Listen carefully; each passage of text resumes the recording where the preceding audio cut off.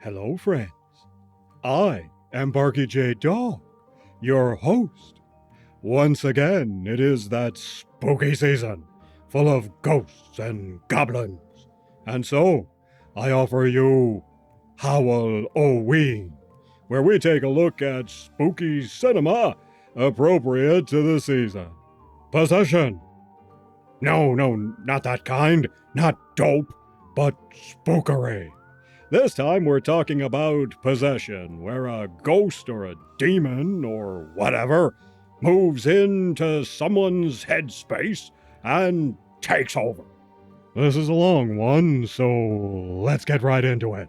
First up, check this one out, Supernatural from 1933. Here, a killer lady is heading for the chair. A scientist wants to study life after death stuff because he's got a bunch of theories. So he arranges with everyone, including the killer lady, to be able to conduct an experiment after she gets microwaved. Well, this lovely socialite arrives at just the wrong time to visit this guy, right in the middle of his experiment. And, you guessed it, she gets possessed by the ghost of the dead killer lady. Can she be freed from this possession, or what? This one is stylish as all get out. There's even a hint of the mad scientist's lab type of thing, popularized after Frankenstein. There's some big-name brands for a production about possession. Victor Halperin directs, and he was no stranger to supernatural spookery, having directed White Zombie and Revolt of the Zombies, both of which I've talked about before elsewhere on the channel. I will say this one feels like it was cut down, clocking in at a mere 65 minutes. If so, it'd be interesting to know what got trimmed out. This one is totally worth a watch. Next up, how about Spellbound, also known as Parting Clouds, also known as The Spell of Amy Nugent. But originally, it was called Spellbound. They changed the name so the movie wouldn't be confused for the Alfred Hitchcock film. Whatever you call it, this is a British picture from 1941. In this one, there's a college student named Laurie, and his mom, who looks more like his grandma, wants him to marry Diane, a nice girl he grew up with. But while she loves Laurie, it turns out he's not going to propose to her. Why? Because he's already promised to marry this chick here, a shop girl from the town named Amy Nugent. But fate has a different plan in store. She's never been in the best of health, and when she's canoodling with Laurie, she catches a chill. Apparently, he's not a red-hot lover. Anyway, she dies. Now Laurie is upset about this, of course, and then he stumbles into spiritualism. He doesn't buy it at first, but he wants to believe. And it's getting easier and easier to convince him. It's all affecting his grades and college career. Now this expert medium guy that he meets is rather reckless. He wants to perform a seance where Amy will materialize, but it all goes sideways and an evil spirit possesses Laurie.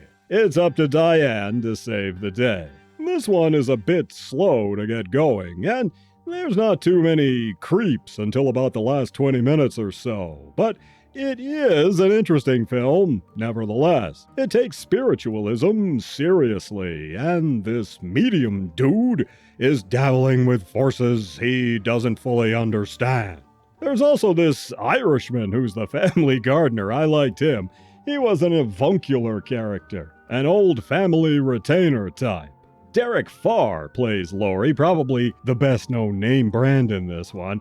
He did some films like The Projected Man in 1966, and then moved mostly to TV, making a lot of one-off appearances on British television. This one is okay. A bit dry, but it doesn't bring the spookery in until the seance. And then we have The Phantom Speaks from 1945. Here, there's a baddie who's on death row. A professor wants to experiment with contacting the afterlife. Does this sound familiar? And believes that because this crook has such an intense force of will, he'll be able to contact the prof from the other side. Well, he does. And the professor here gets possessed by the killer so he can go around taking revenge on the people who sent him to the chair. A newspaperman is wooing the prof's cute daughter while he reports on the execution and the following events. The professor was played by character actor Stanley Ridges. He was in a bunch of name-brand movies: To Be or Not to Be, Sergeant York, Black Friday with Karloff and Lugosi. Ironically, in 1947, he starred in a movie called Possessed, which has nothing to do with ghosts, but that's the name of the movie. Tom Powers plays the killer. He was in Double Indemnity, Destination Moon, and The Blue Dahlia, among many other things. He's really good here, a real no-nonsense tough guy. Stalwart star Richard Arlen plays the newsman. He was in tons of things, including the classic silent film Wings. All in all, this is pretty good. It's a B movie, but worth a watch. And how about another British picture called A Place of One's Own, also from 1945. This one is set in 1906. A businessman is retiring and takes a big old manor house. His wife hires a young companion, which was a thing back in the day, and the couple are so fond of the chick, they look on her as their daughter. She has a new boyfriend, a young doctor. All seems well, until weird things begin to happen. Soon it becomes apparent that the young girl, Annette, is becoming possessed by the spirit of a former resident of this manor house, since the two are simpatico. See, 40 years ago, the original chick was young and in love with a doctor. Her parents died, same for Annette, and then her servants plotted to kill her for the money. Now, in the present, she's taking over Annette, the modern chick, and she's dying. Nobody knows what to do or how to help her. So this one is mostly a mystery, as the businessman, his wife, and the boyfriend all try to dope out what's going on. This is another slow burn like Spellbound, but it does have a few spooky moments. What makes this one really special is the cast. Margaret Lockwood plays Annette, a British beauty who had a long career. She stars in The Lady Vanishes, Night Train to Munich, and played Eliza Doolittle in a version of Pygmalion from 1948. In 1939, she starred with Shirley Temple in Susanna of the Mounties. We last saw her in my review of Dr. Sin. She was in the version from 1937. Dennis Price plays the doctorly boyfriend. He was in a metric ton of things. We also have familiar character actress Edie Martin. She plays the family cook here. She was in some Alec Guinness pictures, The Man in the White Suit and The Lavender Hill Mob. She was also in the 1948 version of Oliver Twist. There's also Dulcie Gray, who plays a maid, Sarah. I really liked her. She brought something to what could have been a throwaway character and imbued Sarah with some personality. And Ernest Thesiger pops up. You know him best as Dr. Pretorius from The Bride of Frankenstein. Starring here as the retired businessman was the great James Mason. He was playing way older than he really was at the time, and he considered this to be a failed experiment. The mustache he wears was obviously fake in close-ups, and he wore clothes perhaps 2 sizes too big to give the impression that he was elderly. It doesn't really work. But he's James Mason, so he doesn't disappoint. I enjoyed this one. Not a lot of spookery, but a good picture. Well, let's look at some proper possession with She Waits, a TV movie from 1972. Here, a newlywed couple return to the hubby's family home, but all is not well. His first wife died under mysterious circumstances, and now it looks like the hubby is guilty of wifecide. Before too long, creepy things begin happening. His semi-invalid mom is kinda batty and talks about how the newly minted Mrs. Husband should get the hell up out of there while she still can. The spookery heats up as the weird things begin terrorizing the newlywed wife, and this eventually leads to, you guessed it, possession, and the dead wife tries to take over.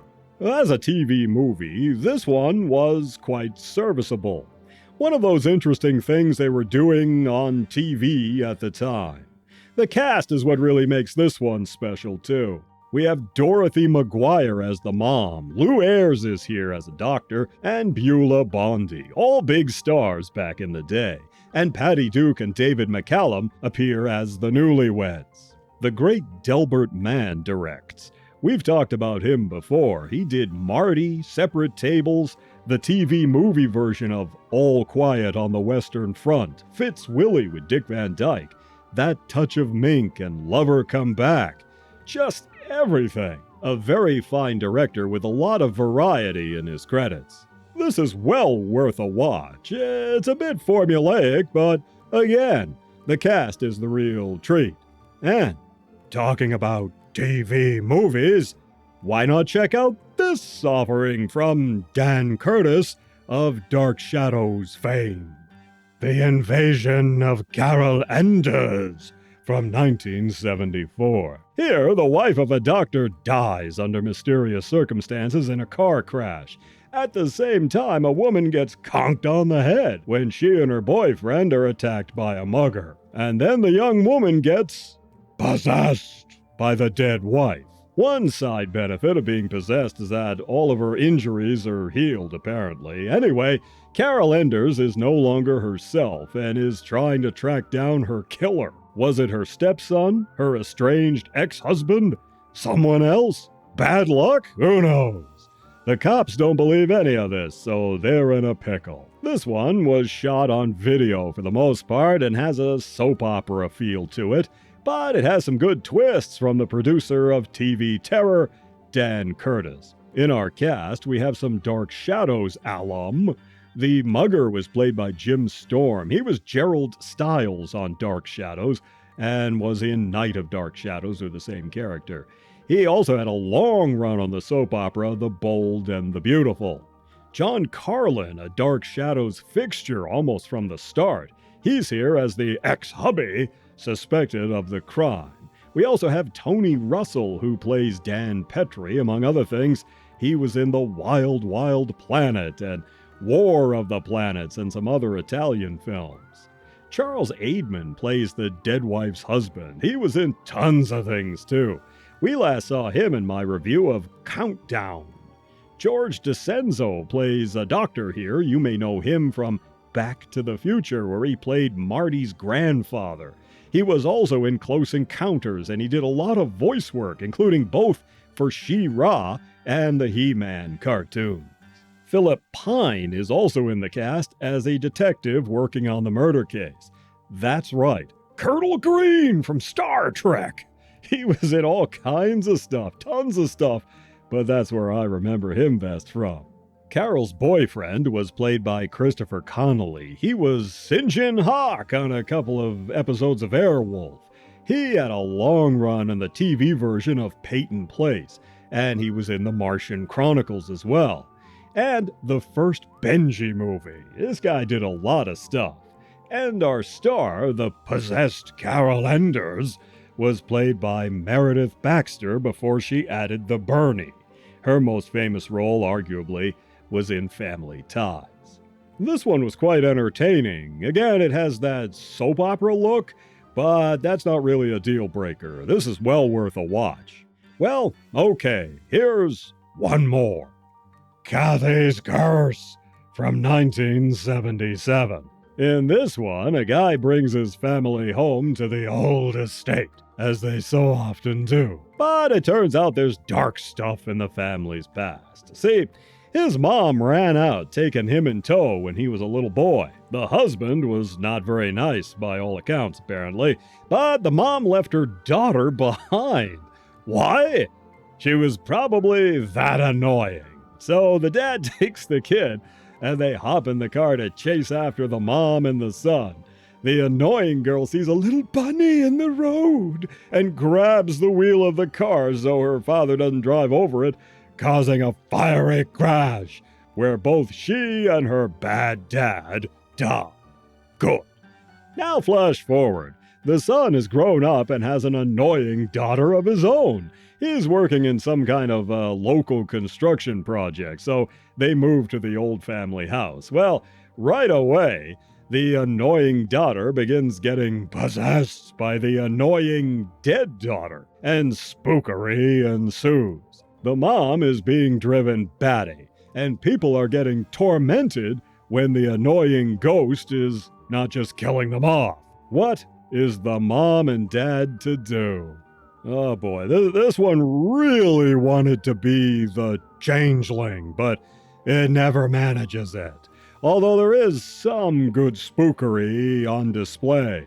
Randy Allen plays the annoying daughter and never did anything else, so I guess we were spared the curse of seeing her in other things. Most of this cast is fine, but not well known. This was made in Canada, so that may be why they have so few credits, or at least recognizable credits.